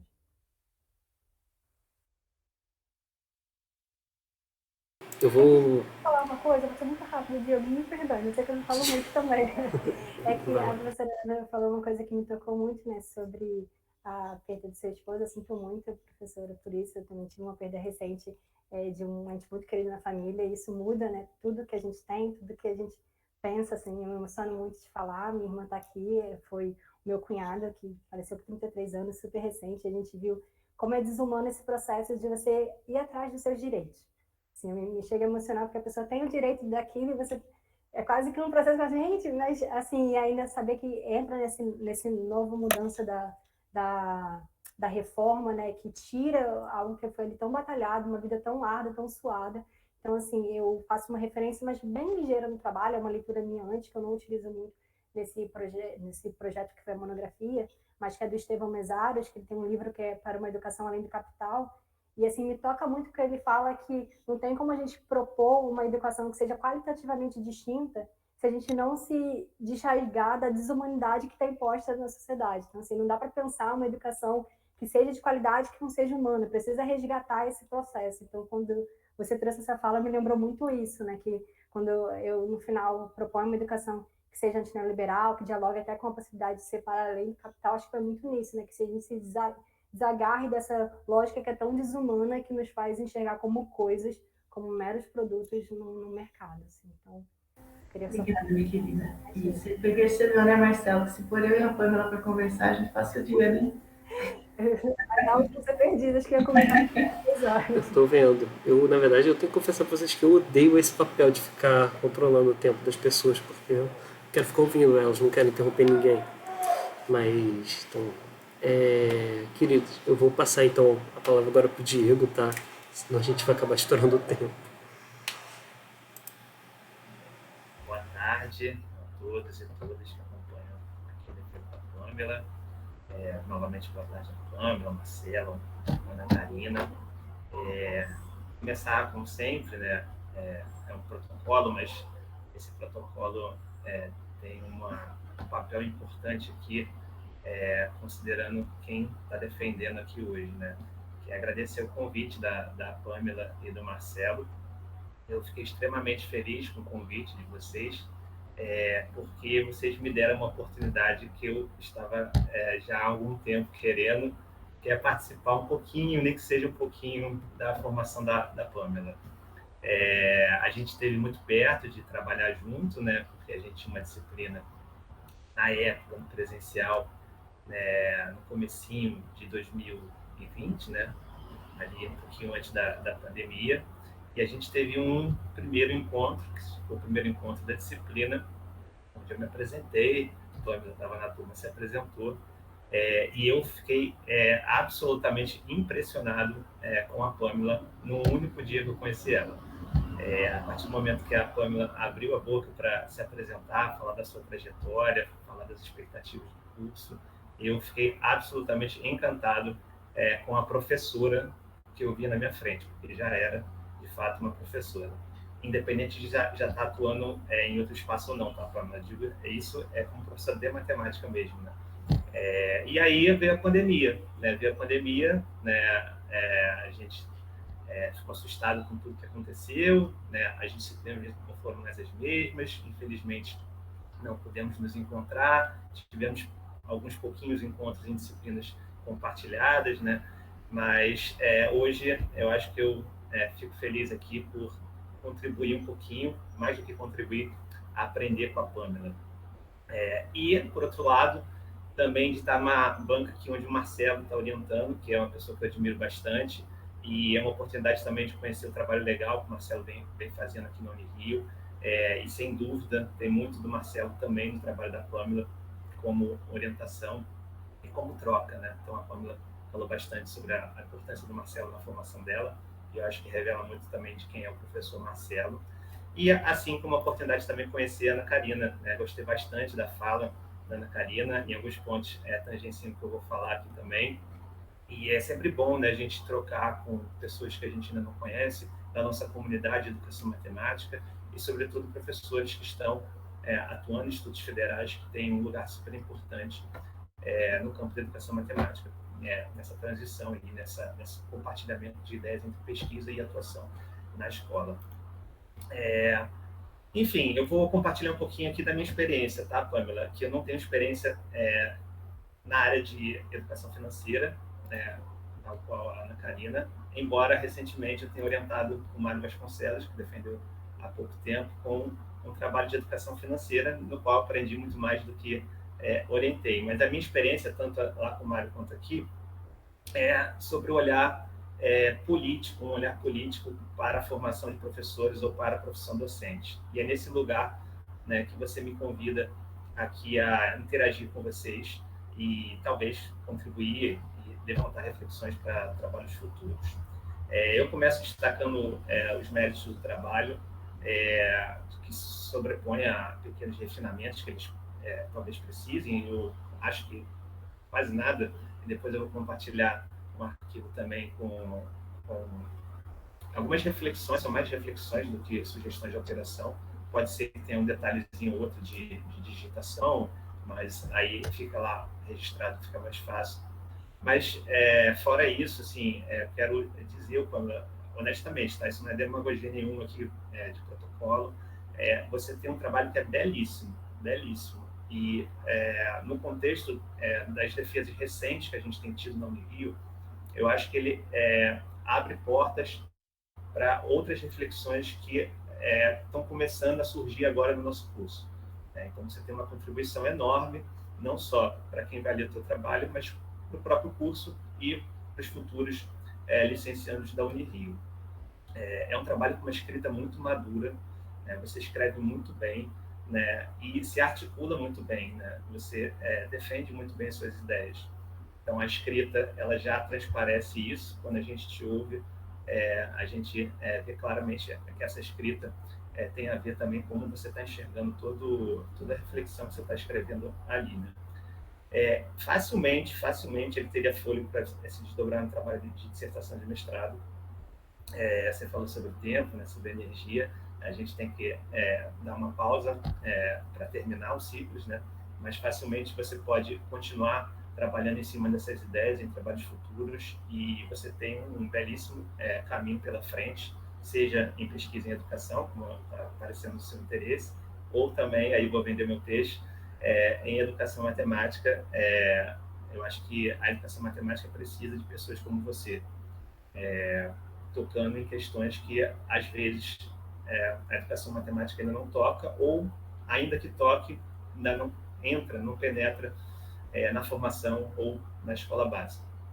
Então, você tem uma contribuição muito importante, que é discutir matemática, que é super atual no currículo da escola, que é a educação financeira, ganha força, sobretudo, nas últimas reformas curriculares, BNCC, a BNC Formação, embora não fale tanto de educação financeira, mas tem uma perspectiva neoliberal muito forte nela, assim como você denuncia aí na questão da educação financeira. Então, é muito importante você trazer esse debate para um olhar que é naturalizado, né, que é colocado para os professores, né, de forma que eles aceitem sem reflexão, sem questionamento. Não porque eles não sejam capazes de refletir, mas que a forma como é colocado para eles desqualifica a sua atuação profissional enquanto produtores de conhecimento e os colocam como meros aplicadores né, de determinações do governo federal do MEC. Então, quando você traz essa crítica ao que está nos documentos oficiais, você coloca a possibilidade do professor questionar e ser insurgente. Então, os documentos oficiais, embora sejam políticas públicas, eles também existem para serem questionados. Então, o professor não é um mero aplicador de políticas públicas da qual ele não participa. Ele é um questionador dessas políticas. E ele consegue, inclusive, modificá-las. Ou então, quando não consegue, como você bem disse, atuar nas trincheiras, nas brechas, como, né, os trabalhos lá decoloniais falam bastante, do qual eu costumo dialogar. Então, eu acho que você tem uma contribuição enorme e, da minha parte, tira o peso da avaliação, fique tranquila, relaxa, eu vou conversar com você sobre uma coisa ou outra aqui. E aí, Ana Karina e Marcelo, se quiserem intervir também, o Pamela, fique à vontade. Eu vou marcar 3 pontos só, tá? Não como sugestões, só como reflexões. O primeiro ponto é que eu te conheço pouco, mas eu te conheço um pouco mais que a Ana Karina, por exemplo. Muito menos que o Marcelo, com certeza. Mas quem lê o texto talvez sinta falta um pouquinho de conhecer quem é essa figura aí, né? Quando a gente ouve aqui falando, se impressiona. Então, as vivências que você trouxe hoje na apresentação talvez pudessem estar num pedacinho ali, numa introdução, no texto que te apresente, né, quem é a Pamela, né, qual é a trajetória que levou a Pamela a esse trabalho, né, a trajetória profissional, de formação outra que ela teve, ou seja, de onde fala a pesquisadora Pamela. Isso, às vezes, né, os trabalhos acadêmicos despersonalizam um pouco o meu texto, né? Parece que a gente tem que esconder um pouco quem é a gente nos trabalhos acadêmicos. Eu parto do ponto de vista, né, que a gente conhecer quem é um pesquisador é super importante para saber de onde ele fala, né? Então, se você tiver um gásinho aí final, eu acho que seria uma coisa legal, mas não é obrigatório, tá? E sobretudo, você é fruto da educação pública de qualidade a qual você defende, entendeu? É visível que a tua formação, ela termina aqui, obviamente, a formação inicial em matemática, e a Unirio tem um papel de contribuir nessa formação inicial, mas você traz uma formação na escola que é exatamente essa formação crítica, e a gente vê o quão bonito é quando essa formação crítica ela é de qualidade, né? Ela tem recursos para ela acontecer, o que leva, né, lá na frente, né, como resultado. Então, é importante falar, para a Ana Karina talvez não conheça, a Pamela estudou no Colégio Pedro II, que é um colégio federal aqui do Rio de Janeiro, também fruto, né, um colégio super tradicional, mas também recentemente reconhecido também como Instituto Federal. Então, acho que é importante falar isso, tá, Pamela? Na seção 3.3, que você chama de Educação Matemática na Neutra, eu fiquei com uma dúvida, e você pode me tirar ela aqui. Se você está se referindo à educação matemática como campo de pesquisa, esse campo que a gente conhece, essa comunidade científica, ou educação matemática como lugar onde atuam aqueles que trabalham com matemática em espaços de formação. E eu fiquei com essa dúvida, e aí talvez você possa me tirar ela aqui, e aí depois eu complemento. Quer que eu já tire agora? Eu estava de cabeça baixa anotando e não vi que tinha fechado, desculpe. Eu acho que quando a gente colocou a educação matemática não é neutra, é pensando na atuação mesmo do professor ao ensinar a matemática, mas que, de certa forma, não está desvencilhado com os debates que ocorrem na educação matemática em si. Mas nessa parte especificamente, né, eu acho que a gente estava preocupado com essa pretensa neutralidade da matemática e como isso pode se reverberar em discursos em sala de aula, numa prática docente que não traga à luz, como vai ser visto na matemática crítica, né, os próprios porquês da matemática, questionar a própria matemática em si. Acho que está caminhando mais para esse sentido. Mas estou pensando agora que é um pouco dos dois. Ótimo. É só para evidenciar isso no texto mesmo, né? Como a gente tem já esse nome muito próximo do que é o campo de pesquisa da educação matemática, pode causar uma dúvida, né? E aí faz todo sentido, quando você fala dos espaços de formação, de quem atua nos espaços de formação com matemática, é importante fazer essa marcação de que ela não é neutra. Você tem movimentos aí como Escola Sem Partido, defendendo uma educação neutra, então é importante tirar essa dúvida. Já no campo da educação matemática enquanto pesquisa, né, o que a gente mais tem feito é se colocar politicamente, né? Então, por isso que, de fato, né, enquanto campo de pesquisa, a educação matemática não é neutra ou dificilmente se coloca como neutra. Diferente da matemática, né? Da matemática que você bem traz como crítica no seu trabalho. Então, isso aí é só um pequeno ajuste. E aí, por fim, no terceiro ponto que eu vou trazer aqui, tem muito a ver com algo que a Ana Karina falou, que eu tive a mesma sensação, sobre... Deixa eu até voltar aqui o termo que a Ana Karina usou, sobre perceber o que já estava percebido, né? Eu anotei aqui, não como sugestão de alteração, tá? Mas que me chamou a atenção a estrutura do trabalho, né? Você faz a análise dos documentos oficiais e depois você apresenta a sua concepção de educação. Aí eu fiquei pensando, ora, a concepção da Pamela de educação, conhecendo bem a Pamela, ela pré-existe, né, a essa análise. Ou mais, ela fundamenta essa análise. Eu acho que se fosse outra pessoa que não a Pamela, analisando esses documentos oficiais, pessoas que talvez tivessem até afinidade com o projeto neoliberal, essa análise é outra.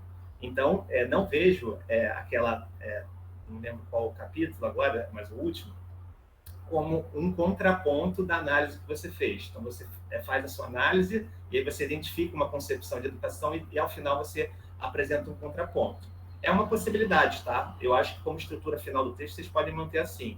Eu estou falando como eu enxergo ao ler o trabalho da Pamela e ao ouvir a Pamela. Eu acho que aquela análise, ela é consequência, na verdade, de uma concepção de educação. Ou seja, a concepção de educação, ela não vem depois daquela análise, entendeu? E aí, eu falo isso porque não tem como separar a bela análise que você faz dos documentos dessa concepção de educação. E aí, Pamela, eu não sei, assim, se foi para você marcar um contraponto de fato, você marcar sua concepção como contraponto, ou se foi algum receio de você assumir esse viés. Tá? Se foi algum receio de assumir esse viés, fique despreocupada. Tá? Por quê? O que você está defendendo lá naquele capítulo final é uma educação que ela é política. Né?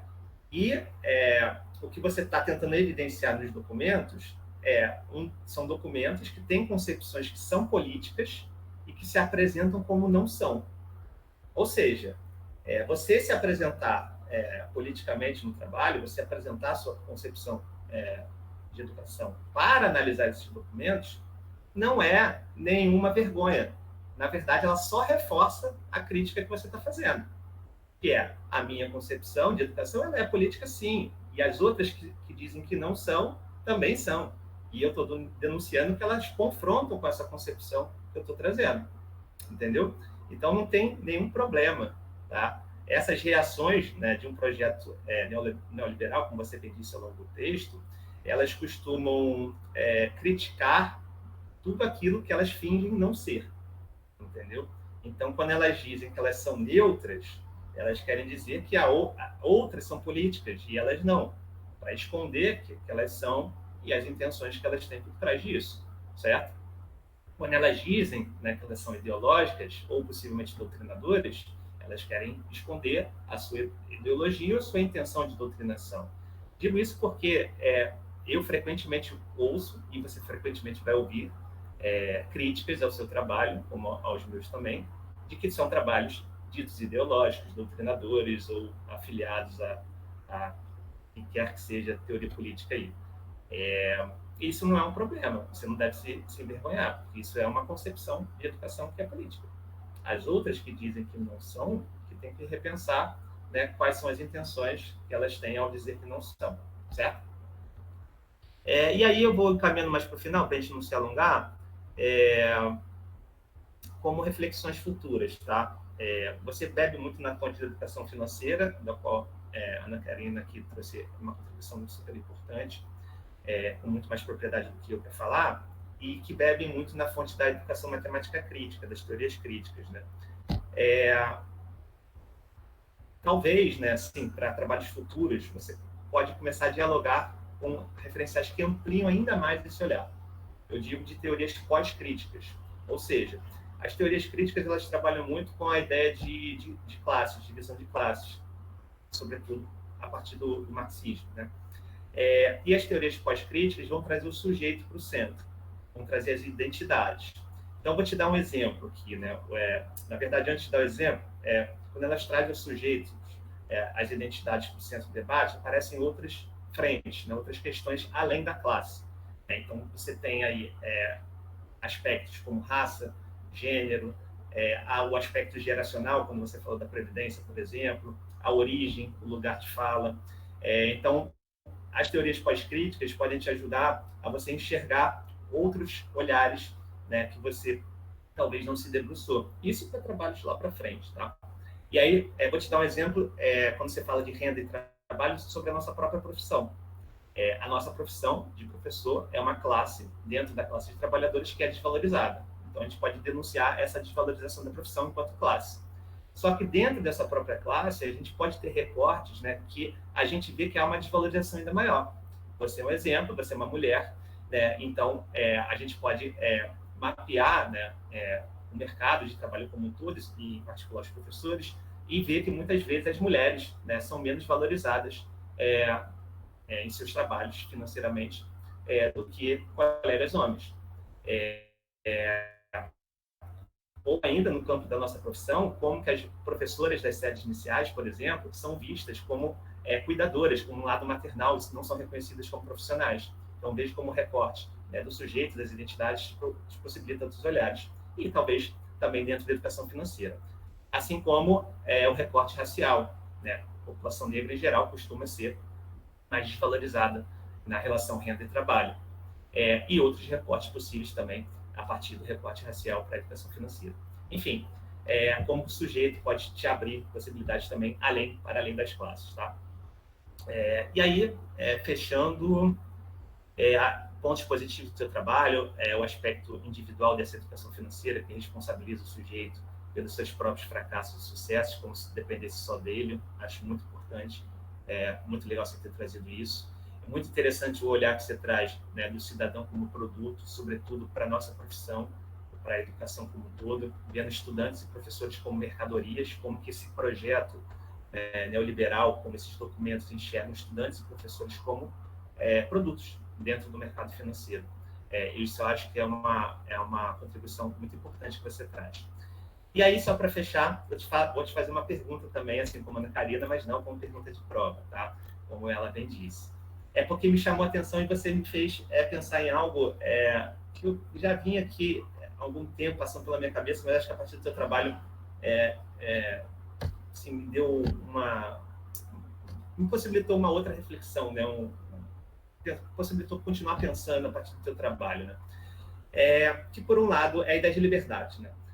Por um lado, você fala do neoliberalismo, então você traz uma crítica sobre o que é colocado como liberdade. Né? E até tem, por exemplo, aqui na página, se não me engano, 21, você fala assim, né? Sobre esse projeto neoliberal de educação financeira, aí abre aspas, faz crer aos indivíduos que apenas sua iniciativa, entre parênteses, liberdade individual, pode mudar os contornos de suas finanças pessoais. Ou seja, a ideia de liberdade ali, como ele detém ali a sua própria autonomia sobre o seu futuro financeiro. Então, uma liberdade que você critica. Aí, lá no final, você traz o Paulo Freire, né, que vai falar de uma educação libertadora. E aí, lá na página 57, né, você traz em aspas, assim, ou seja, na educação freiriana, os educandos são vistos como sujeitos em seu processo de educação e não são tomados como meros objetos passíveis de formatação. O diálogo é a base desta proposta e a noção de que os homens são seres capazes de transformar a realidade caracteriza a dimensão libertadora da mesma. Ou seja, a ideia da educação como libertadora, também como liberdade. Uma liberdade que você critica, a outra, né, que você defende no campo da educação. Como que você vê a diferença desses dois sentidos de liberdade a partir da crítica que você faz e a partir da defesa que você faz? Então, eu acho que esse ponto é bem legal, né? E eu vou falar de outros depois, mas eu já vou nesse, que eu acho que é uma pergunta para pensar e já está aqui encaminhado. que eu falo também numa parte do trabalho sobre a questão do desenvolvimento, que aí eu vou falar um pouco do SEM, né, que vai falar de desenvolvimento como liberdade e esse aspecto. Eu acho que com a advento do capitalismo, o conceito de liberdade, ele pegou um viés, uma mistificação, né, uma roupagem que é muito econômica. A liberdade, nesses marcos, parece estar associado com a liberdade individual de escolha no mercado. É uma liberdade condicionada a participar dessa dinâmica de trocas. Né? Tanto que, como o professor Diego colocou lá no início, né, essa questão do anacronismo, da naturalização dos processos sociais é muito comum nesses discursos, né, de fazer crer que as sociedades sempre foram da maneira como está, e num argumento, já no liberalismo clássico, com Smith, quando vai falar da mão invisível do mercado, todas essas questões, ele fala que o traço mais característico do ser humano é a troca, é essa questão de trocar e querer se relacionar por meio da troca.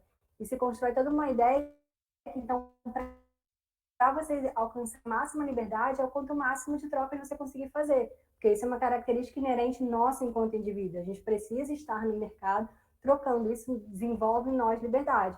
Só que o que eu entendo, e por isso que eu acho que é legal que o diálogo que a gente faz no início, né, que é disputar um conceito, quando a gente vai falar de educação financeira e da liberdade, o que eu acredito, a liberdade de Freire, ele parte muito de tomada de consciência.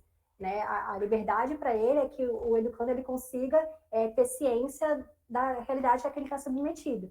Tanto que ele vai dialogar muito com uma questão de uma realidade que seja opressora, né? Quando o oprimido ele consegue ver a opressão que o cerca. A liberdade parte a partir daí é ótimo. Se inicia a partir desse movimento. Então, ela não está associada com uma dinâmica economicista, com uma ideia de que a liberdade é porque eu posso escolher, mas uma escolha que já está pré-formatada. Porque quando a gente vê na educação financeira como ela está desenhada, é meio que isso, né? Ah, não, você tem que ir atrás das suas escolhas, mas suas escolhas são essas, não poderiam ser outras. Está dentro de uma liberdade, de uma questão múltipla escolha, digamos assim, né? Você tem liberdade de agora discursiva nem pensar. Nesse aspecto, vamos trabalhar assim com as opções que já estão pré-definidas. Então, eu acho que é uma liberdade para além dessa. Se é uma boa analogia, eu acho, então seria a liberdade que está na questão discursiva, que pode até passar as linhas, escrever na parte posterior da folha. Vocês já podem imaginar que eu era uma aluna assim, na educação básica, com aquelas linhas, eu só posso escrever aqui do lado. Então, eu acho que é um pouco disso, dessa tomada de consciência, né? Quando Paulo Freire vai falar de uma pedagogia para a liberdade, dialoga muito com isso. Sempre que também está em total diálogo com o Saviani, dessa questão de desvencilhar o véu mistificador da realidade como ela está posta. Então, a liberdade não indica uma escolha. A liberdade não é uma liberdade sozinha, porque eu acho que essa é uma diferenciação muito grande que eu vejo nesses discursos neoliberais, né? E os dois professores destacaram na leitura do trabalho, essa responsabilização e essa ideia de autonomizar o indivíduo mesmo, colocar ele individualmente. E eu estava falando isso um pouco da questão dos professores se enxergarem enquanto categoria, né? Eu acho que ganham muito quando a gente se enxerga de forma fragmentada, quando a gente entende, não, a minha liberdade de escolha, aquela minha liberdade de ir e vir, a minha liberdade, a liberdade ela está muito permeada por essa construção dos valores liberais, né, que fazem crer que o ser humano ele é voltado para a troca, ele é voltado para o mercado, para uma ideia econômica da vida, que vai para além de uma liberdade que seja plena e dialogue com a humanidade, né, que aí eu resgato o Mesado de novo, que vai falar justamente sobre isso, uma liberdade que ela dialoga com a tomada de consciência do indivíduo para procurar algo que permita, de fato, ser liberto, e não essa liberdade que está posta na sociedade como a gente vive hoje. Acho que é um pouquinho por aí, não sei se me fiz claro, mas por esse caminho. Foi ótima a resposta, como sempre. Enfim, Pamela, super obrigado pela oportunidade, parabéns pelo trabalho, parabéns pelo ciclo que se encerra e outro que se inicia, parabéns, Marcelo, também pelo trabalho de orientação, muito legal, e gostaria de acompanhar atento aí seus trabalhos futuros. Deixa eu fazer só um convite aqui, né, já que a Pamela apontou esse convite aí, né, o Dagman, que está aqui na sala, vai defender quinta-feira às 14 horas, né, então quem quiser, estão todos convidados aí a estarem na defesa do Dagman também. Não se esconde não, Dagman, divulga aí para a galera toda, que vai ser muito legal, assim como foi da Pamela aqui. Acho que Dagman não precisa nem se esconder, Dagman é a figura mais sucesso da faculdade, vai estar lotada. Mas só posso falar só mais uma coisa acerca da fala do Diego? Que eu só a pergunta, 1 minuto, assim, menos de 1 minuto. Só sobre essa questão da estrutura do trabalho, o Marcelo também comentou um pouco comigo sobre isso, né, de mostrar o meu referencial no final e não no início, eu até ri um pouco, porque isso foi uma coisa que eu fiz na minha outra monografia também, e tive essa percepção. Aí um professor da banca até comentou assim, parece que a Pamela gosta de deixar assim uma surpresa pro final, sabe? Olha, mas é isso. Eu falei assim, não sei, né? Vai ver, a cabeça tá organizada dessa forma, mas é algo assim a se pensar, porque eu acredito que é muito isso, né? É importante mostrar que esse posicionamento, ele não é consequência, ele é o início da análise, né? Eu acho que a lente vem muito a partir daí, né? Nossa visão de mundo, a minha, pelo menos na construção desse trabalho, está imbuída desse entendimento meu do que é educação. Não foi algo que eu construí a partir da análise. Eu acho que faz todo sentido repensar, mas achei muito engraçado. Eu falei assim, gente, eu fiz a mesma coisa. Deve ser algum desse mecanismo mesmo, né, de deixar um suspense para o final, não sei, mas agradeço e vou observar essas questões. Gente, muito obrigada pelas contribuições. Gente, obrigado, Diego, obrigado, Pamela. Então, pessoal, eu vou só dar um fechamento então para essa rodada, tá? Eu não vou me alongar muito, assim, não tenho muito o que dizer, não. Eu vou agradecer o carinho que a Ana e que o Diego tiveram agora com a Pamela e comigo, assim, acho que vocês foram super gentis, assim, com as palavras, eu gostei bastante. Fico aquele pé atrás, né, de pensar que, na verdade, o mérito todo foi da Pamela desse trabalho, assim, eu só fiz o papel ali de ficar ouvindo ela, de sugerir, fazer algumas sugestões, mas a verdade, gente, eu vou revelar isso aqui para vocês, é que a maior parte da orientação, a Pamela vinha com as ideias, já bem amadurecidas, na verdade, e eu falando, você tenta ir por esse caminho, esse outro, então, eu já pensei nesse caminho, já pensei nesse outro, ela já estava ali, tipo, super, caramba. Então, de fato, eu acho que nessa orientação, assim, quem foi mais orientado fui eu do que a própria Pamela. E fora que, imagina, gente, quando ela vem pedindo desculpas porque atrasou uma entrega, mas ela atrasou, sei lá, 3 dias, imagina, gente. Que aluno que vocês veem que pede desculpa porque demorou 3 dias para entregar alguma coisa. E quando vem é o capítulo completo, gente, não é exatamente 2 páginas, não. Mas enfim, eu queria, na verdade, agradecer a Pamela por ter me colocado como, ter me escolhido como orientador. Eu achei isso maravilhoso, assim, poder participar. É um tema que eu tenho muito interesse, mas também sou super amador nesse tema. E eu achei muito pertinente, especialmente nesse trabalho, dando um destaque a isso, foi ela ter escolhido, por exemplo, analisar o programa de educação financeira nas escolas, que é um programa extremamente recente, e eu acho que isso é um grande mérito no trabalho dela, assim, sabe? Conseguir pegar algo que acabou de sair, tá fresquinho ainda, né? Ainda tem poucas análises sobre isso, assim, e ela pôde contribuir com isso, que eu acho que é uma coisa bem original, assim, que ela pôde fazer, assim, foi bem oportuno o tempo que ela teve, assim, né? Tipo, começou a trabalhar o TCC e o negócio tinha acabado de sair, então foi bem feliz essa escolha, eu acho, nisso. E fora que eu acho que também tem algo que a gente sempre tenta valorizar, né, na educação, que é uma questão da interdisciplinaridade, né, que é fundamental para a gente conseguir ler o mundo, né? E achei maravilhoso isso que ela pôde trazer, né, especialmente no primeiro capítulo, esses referenciais que ela carrega já de economia, e que isso é muito distante para os nossos estudantes na matemática.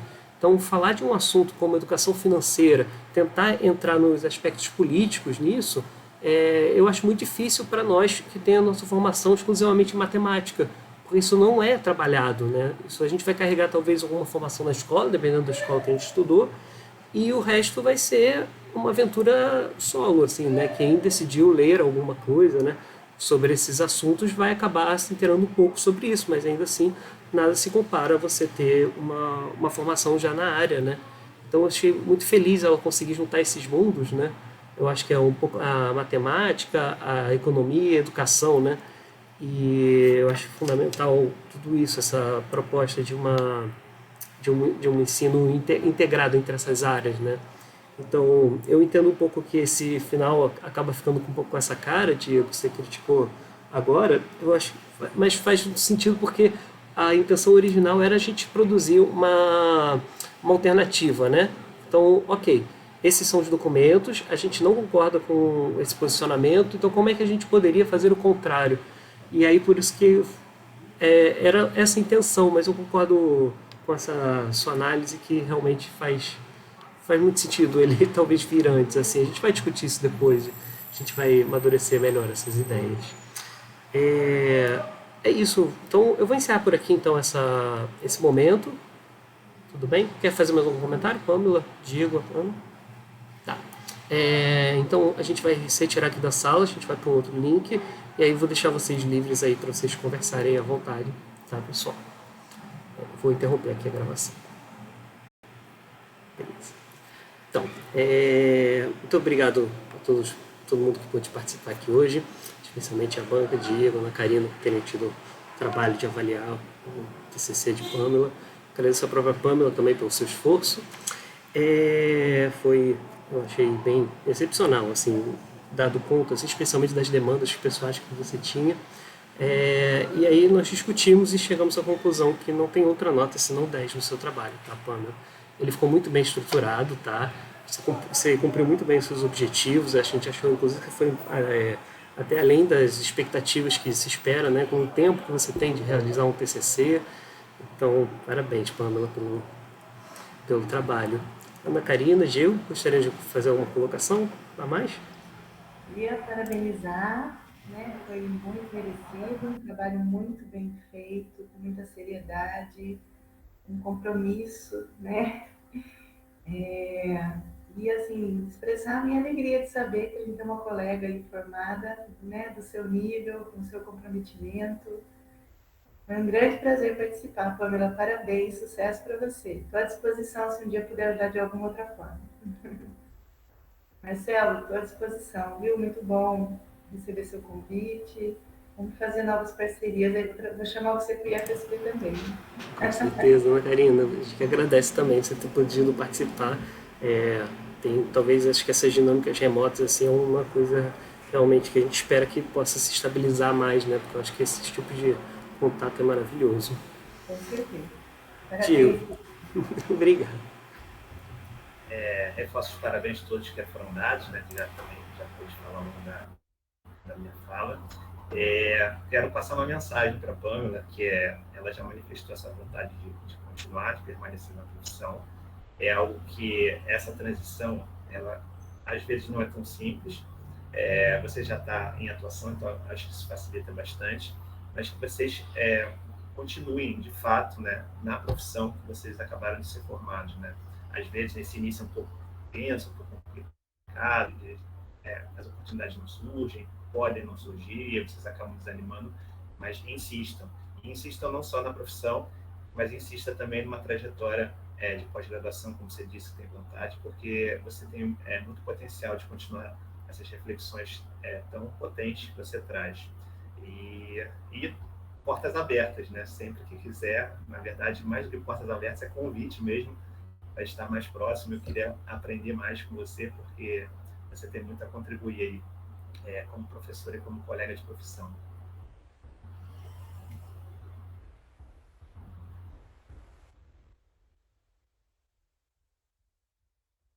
Vou ser bem ligeiro, acho que já falei bastante, né? Só agradecer, gente. Assim, é muita alegria concluir mais essa etapa.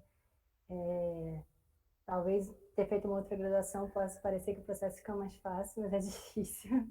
Eu acho que, né, cada vez mais a vida adulta impõe certas demandas da gente. Assim, foi um desafio que no início eu achei que não daria conta. Então, estou muito grata de estar aqui, saber que eu encontrei pessoas tão incríveis no caminho. Aceito todos os convites e parcerias. Assim, é muito bom trocar mesmo. Eu gosto muito disso. Eu acho que isso me forma quem eu sou hoje.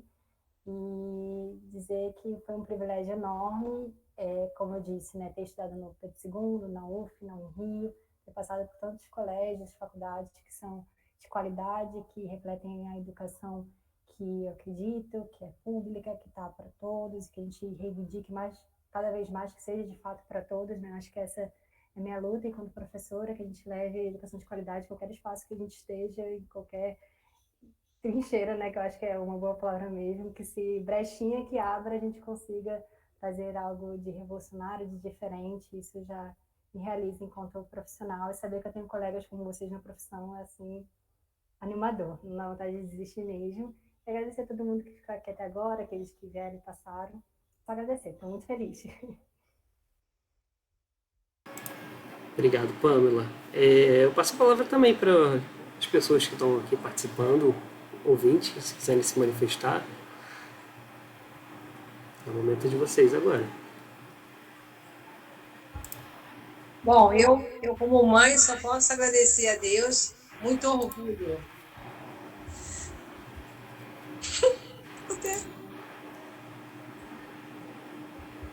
Desculpa aí que a família chorou, não tá? Mas é muito orgulho mesmo de saber assim.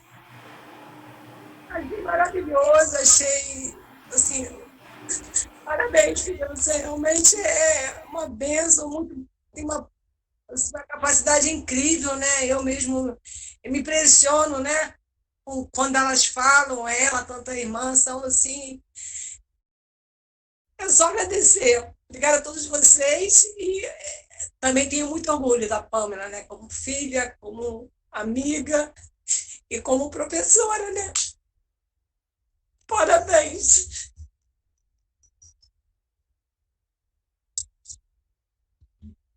Ó, te amo.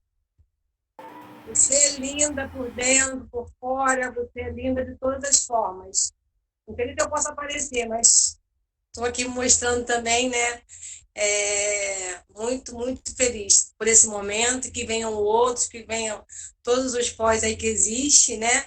Eu fiz 2º grau e me orgulho de minha filha hoje estar se formando, defendendo uma coisa muito importante, a educação pública, né? A gente vê que o Brasil está num momento muito difícil, né? Politicamente falando, mas vocês, né?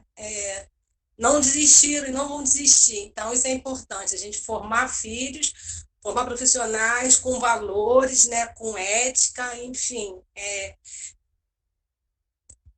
sem palavras. Vão em frente, filha. A gente está do teu lado. Você é guerreira, você é brasileira e você vai chegar lá. Você, eu creio que ainda pode contribuir muito para esse país, né? Como você tem contribuído para a nossa família, para a nossa casa e para as pessoas que, né, falaram tanta coisa linda de você. Muito obrigada a todo mundo aí, viu? Pelo carinho, pelo amor e por todos os ensinamentos que vocês trocaram aí, porque a vida é isso mesmo, é troca, né? Parabéns para todos. Eu tenho um filho de 14 anos para terminar de criar e sozinha. A senhora pode pôr a receita num papelzinho para mim, para fazer uma pessoa assim como a Pamela? E o amor é tudo, né? Acho que onde tem amor, a gente vai conseguindo passar os ensinamentos. Então, a base que eu posso te passar é o amor, né? Tá certo, tá certo. Nos capacita aí, né, a encorajar os filhos para lutar num mundo tão difícil, né? Mas que a gente precisa manter a esperança, né?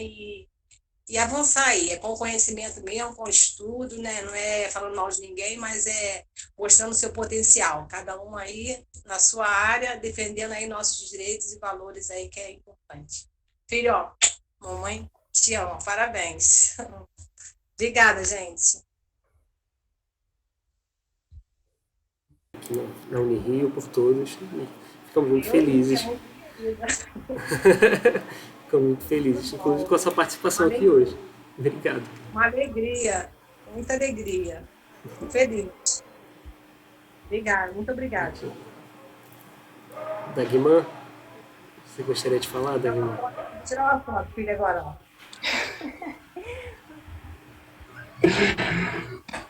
Queria dar os parabéns para a Pamela aí pelo excelente trabalho. Fala que eu admiro muito ela, né? Que, cara, eu fico de bobeira como ela expõe as opiniões que ela tem, né? Eu fico, cara, como é que essa mulher consegue falar desse jeito, cara? Eu fico assim, em choque. E também queria dar os parabéns por ela ter essa coragem de abandonar a carreira que ela tinha antes, né? E buscar esse sonho de ser professora. E pode ter certeza, cara, que você fez a escolha certa, porque você já mostra que vai ser uma grande professora. Pode ficar tranquila que com certeza foi a escolha certa. E é isso. Valeu. Obrigado aí pela oportunidade de ter te conhecido. E valeu, meu povo.